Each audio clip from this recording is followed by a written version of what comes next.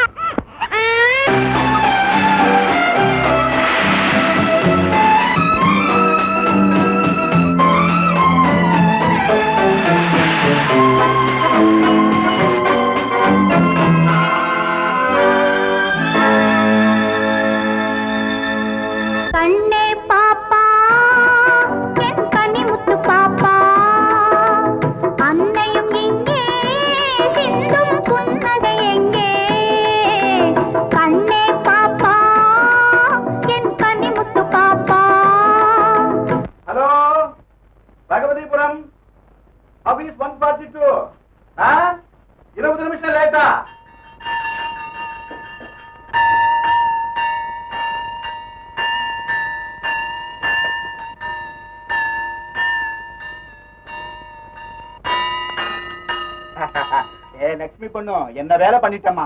நேரம் தவறி மணி அடிச்சதும் நான் பயந்தே போயிட்டேன். வண்டி இதுக்குள்ள வந்துருச்சேன்னு ஓடியாந்து பார்த்தா குழந்தை. ஓ ஆடுமே.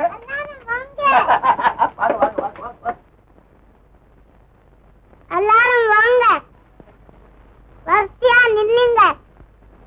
வேர்க்கடல நீ வா.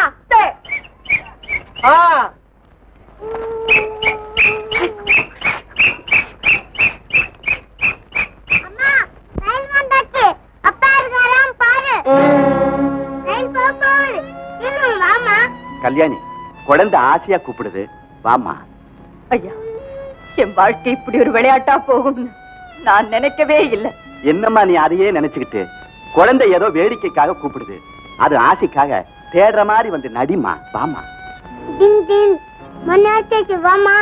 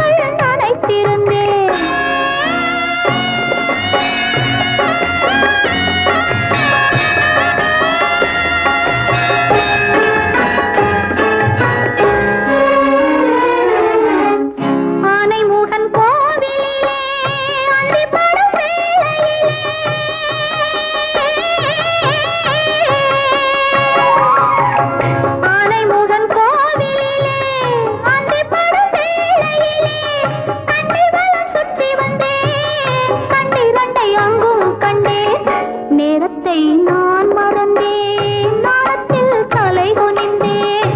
நேரத்தை நான் மறந்தேன், நாணத்தில் தலை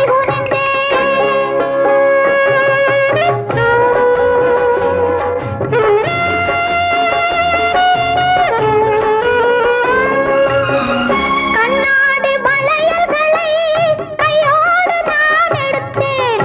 கண்ணாடி வளையல்களை கையோடு நான் எடுத்தேன். என்னோடு கை இரண்டு இழைவதை நான் அறிந்தேன். அம்மம்மா மெய் சிலிர்த்தேன், அச்சத்தால் தலை குனிந்தேன். அம்மம்மா மெய் சிலிர்த்தேன், அச்சத்தால் தலை குனிந்தேன்.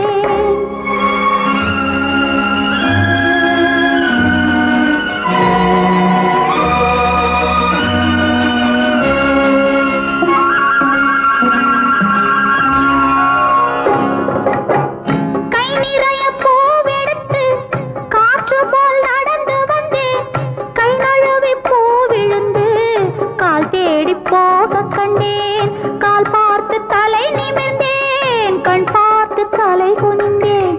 கால் பார்த்து தலை நிமிர்ந்தேன், கண் பார்த்து தலை குனிந்தேன்.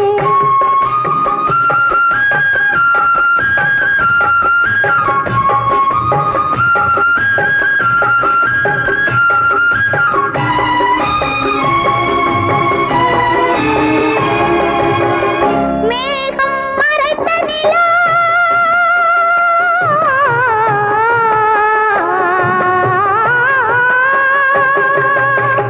மேகம் மறைத்த நிலா, விளக்கொளி ஏதுமில்லை. மோதும் சிறு ஒளியில் முகத்தில் முகம் இணைத்தேன். தேகம் மறந்து விட்டேன், தெய்வத்தில் நான் இணைந்தேன். தேகம் மறந்து விட்டேன், தெய்வத்தில் நான் இணைந்தேன்.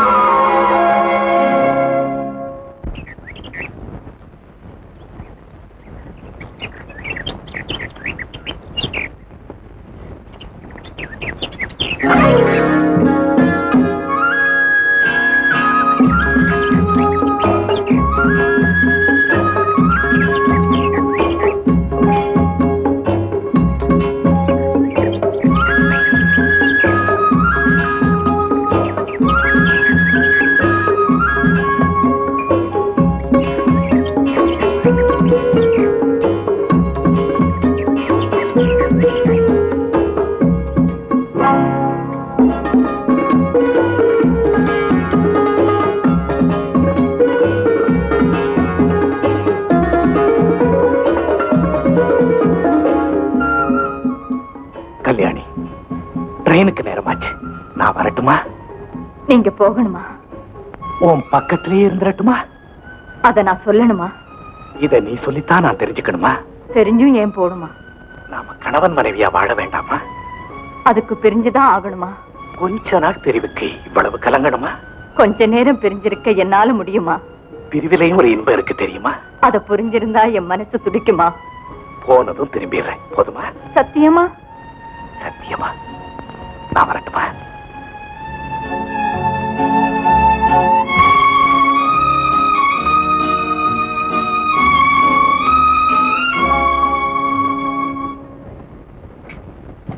கல்யாணி, எங்க போயிட்டு வர? எங்க இல்லப்பா, வீட்டு வேற கவனிக்காம அடிக்கடி வெளியே எங்க போயிட்டு வர? சின்ன மாமா வீட்டுக்கு போயிட்டு வந்தேன். சரி சரி, சமையல் வேற கவனி. சாப்பிட்டு நான் அவசரமா வெளியில போகணும். இத வந்துடுறேன்.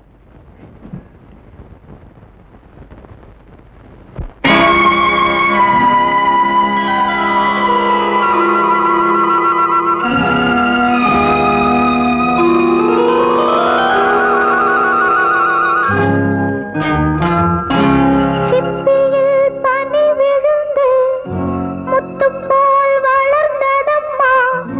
முத்து நான் பெறுவதற்கு பத்திரம் இல்லையம்மா.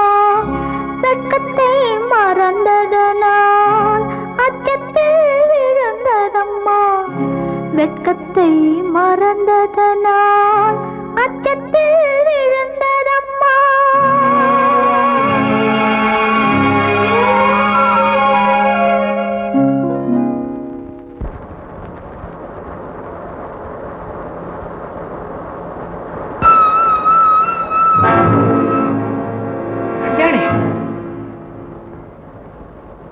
மன்னிச்சிடுங்க. நானும் உங்க கூட வர வேண்டிய நிலைமை வந்துடுச்சு. அதனாலதான் வந்தேன். என்ன சொல்றேன்? அப்படியா? ஆமாங்க. இந்த விஷயம் ஊருக்குள்ள தெரிஞ்சா ரொம்ப கேவலமா பேசுவாங்க. எங்க அப்பாவுக்கு தெரிஞ்சா அவர் உயிரை விட்டுடுவார். என்ன நீங்க தான் காப்பாத்தணும். இப்ப என்ன நடந்து போச்சு? ஏன் இப்படி கலங்குற? நான் இருக்கேன், பயப்படாம. அந்த தைரியத்துலதான் இருக்கிற சொந்த பந்தத்தை எல்லாம் விட்டுட்டு எங்க அப்பா கிட்ட கூட சொல்லாம வந்துட்டேன். இனிமே எனக்கு எல்லாமே நீங்க தான். கவலைப்படாம நேர பகவதிபுரத்துக்கு போவோம்.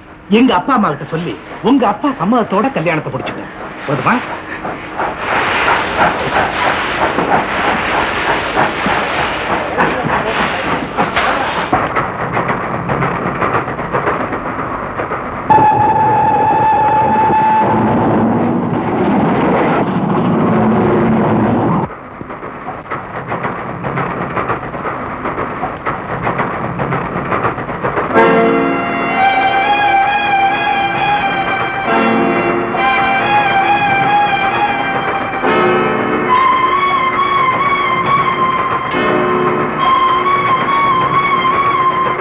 ஐயா, இங்க ஒருத்தர் உட்கார்ந்து இருந்தாரு.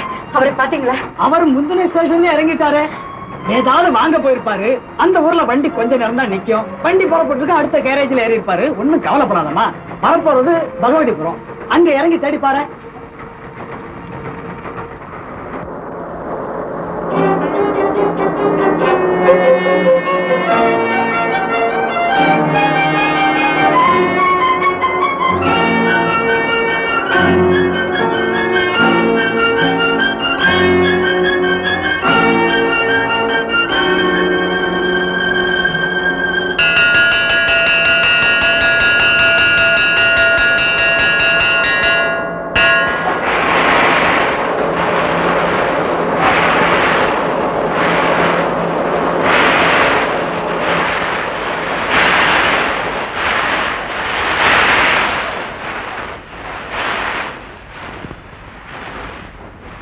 சார்,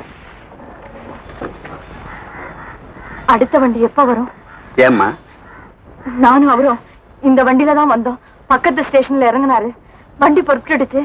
வேற பொட்டியில தேடி பார்த்தேன், காணோம். அதனாலதான். அடுத்த ட்ரெயின் ராத்திரி 11 மணிக்கு தானம்மா வரும். எதுக்கும் அவருடைய பேரு விலாசத்தை சொன்னீங்கன்னா பக்கத்து ஸ்டேஷனுக்கு போன் பண்ணி கேட்கிறேன். அவர் பேரு?